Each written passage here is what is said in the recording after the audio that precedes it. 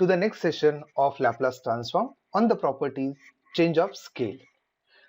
We have seen three properties first. First was the first shifting theorem, second multiplication by t, and third division by t.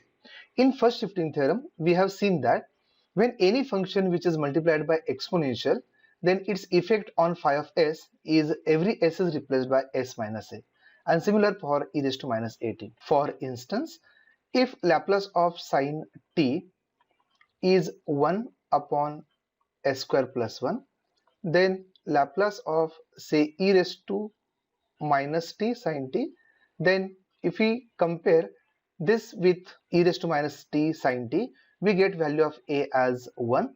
That's why every s of this phi of s, we call it phi of s, every s will be replaced by s plus a, that is s plus 1 square plus 1. So this is the effect of exponential term or the first shifting theorem. Okay, so in general, when any function f of t which is multiplied by exponential, there is a change in s. Either it is replaced by s minus a or s plus a, depend on whether it is e raised to at or e raised to minus at. Similarly, the second property we have seen, that multiplication by t. So when any function which is multiplied by a t, then those many minus signs and those many times derivatives of phi of s to be taken. For instance, Laplace of t sine t is nothing but, now one t is attached, that's why value of n is 1 here, that's why minus 1 raised to 1, and one time derivative of Laplace of sine t, which is 1 upon s square plus 1, that's it, and therefore its derivative is nothing but minus 2s upon denominator square. So this is the derivative of bracket term. So finally we get 2s upon s square plus 1 whole square. So this way this property works. If it is t square, then we have minus 1 square into 2 times the derivative of phi of s. What is phi of s here? It is Laplace of f of t. Now third property we have seen, that is division by t. This was the simple property. So Laplace of f of t, if f of t is divided by t, then Laplace of such function is taken as the integral from s to infinity of phi of s ds. So we know that phi of s is nothing but Laplace of numerator f of t. Therefore 1 by t's effect is nothing but the second side is integrated in the limits s and infinity with respect to s. Okay, so similarly here, if we, for instance, Laplace of sine t upon t is nothing but simply its integration from s to infinity and Laplace of sine t, which is 1 upon s square plus 1 ds. Then it gives us tan inverse of s with respect to s to infinity. So we know upper limit tan inverse infinity is pi by 2 minus lower limit s is s. So we get pi by 2 minus tan inverses or cot inverses. So this way we have seen these three properties: first shifting theorem, multiplication by t, and division by t. Let's move to next property, that is change of scale property. Now let's see property number 4, change of a scale property. So it says that if any function f of t, when a is attached to t directly, then its effect is nothing but phi of s will be replaced by s upon a, and additionally 1 by a will be attached. Okay, for instance, if it is Laplace of sine 2t, we know its Laplace is nothing but 2 upon s square plus 4, call it 1. But if you want to use this property, you can take f of t as a sine t with a is equal to 2. So f of t is a sine t, that's why f of 2t will be sine 2t. So by this property we write Laplace of sine t, that is, forget about a for a moment, remaining term is a sine t, so Laplace of sine t is 1 upon s square plus 1. Now when we attach 2 to the t, that is Laplace of sine 2t, property says that 1 upon a, it means 1 by 2 into phi of s by a. So this is our phi of s. So phi of s by a means we need to write phi of s by 2. So we will replace every s in phi of s by s by 2. That's why half of 1 upon s by 2 square plus 1. When we simplify, we get it as half of 1 upon s square plus 4 whole upon 4 can be written at numerator. So 2 and 2 gets cancelled. We get here 2 upon s square plus 4, that is equation 2. You can see equation 1 and equation 2 are similar. So this way the change of scale property works. We will go for its proof. After seeing the example, we will see actually how it comes. By definition of Laplace, we have Laplace of some function f of t is nothing but integral from 0 to infinity e raised to minus est, then f of t dt. And also we have denoted this Laplace by phi of s. We will call it equation 1. So make it very clear that when it is e raised to minus st f of t dt, this phi of s is simply written as phi of s. S is the coefficient of minus t here. This is to be noted clearly because we are going to show this is phi of s upon a we want. So using the definition, we will apply definition for this function Laplace of f of at. So Laplace of f of at integral 0 to infinity e raised to minus est. The same function comes here, that is f of at dt. Now if we match these two definition, there is a difference of this at only. We want f of t, that is a function of single variable t. T is not important here. Symbol can be used any type of. That's why at is additional here. So what do? We put at as u for a moment. So definitely a dt will be du, and the limits here t is varying from 0 to infinity. So let's see, after this substitution u varies from. So we will put it here where they are directly proportional. So when t is a 0, u is a 0. When t is infinity, u is also infinity. So using this substitution, our new integral becomes integral from 0 to infinity e raised to minus s and t. T is nothing but u upon a. In terms of u, we can write it as u upon a, where a is constant, into f of at, but at is now u, that's why f of u, and here we get single variable, and at the place of dt we write du upon a. So du upon a we get. If we rewrite clearly, we get 1 upon a integral 0 to infinity e raised to minus of s upon a times u f of u du, because a is constant is taken outside.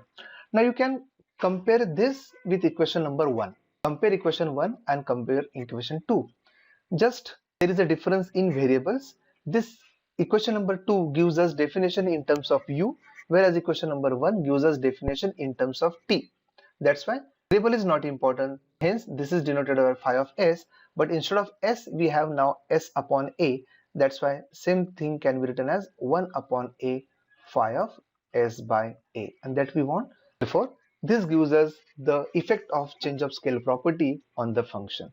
So in general, whenever t is directly attached, I repeat, whenever t is directly attached with the constant say a, then effect on phi of s is nothing but every s of phi is replaced by s upon a, and additional 1 by a to be attached. Okay, now we will see few examples on this. Example number 1, find Laplace of error function of 3 root t. So this is very special function, especially used in electronics and telecommunication engineering. So ERF stands for error function 3 root t if Laplace of error function of root t is already given. Okay, so we know here 3 is not directly attached with the t. Therefore, if we write error function of 3 root t as error function of root 9t. That's why here you can see this is f of at. That's why value of a is 9 here. Repeat, a should be attached directly with the t. There is a root sign in between. That's why we took 3 inside. It goes as 9. That's why 9t be compared with t, and that's why value of a is 9.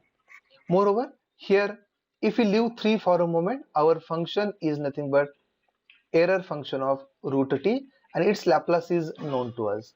That's why Laplace of such f of t, which is given to us readily, that is 1 upon s root s plus 1. So this will be taken as phi of s. Therefore, phi of s we have, a is with us, that's why we can take Laplace of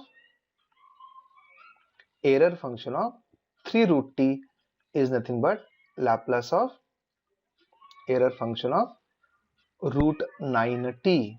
That's why its effect is 1 by a phi of s by a. But value of a is 9 here. That's why 1 by 9. And phi of s by 9 will be 1 upon. Now every s of this will be replaced by s upon 9. So this is s upon 9 under root s upon 9 plus 1. So this 9 will be cancelled with this 9. So this is nothing but 1 by s as it is.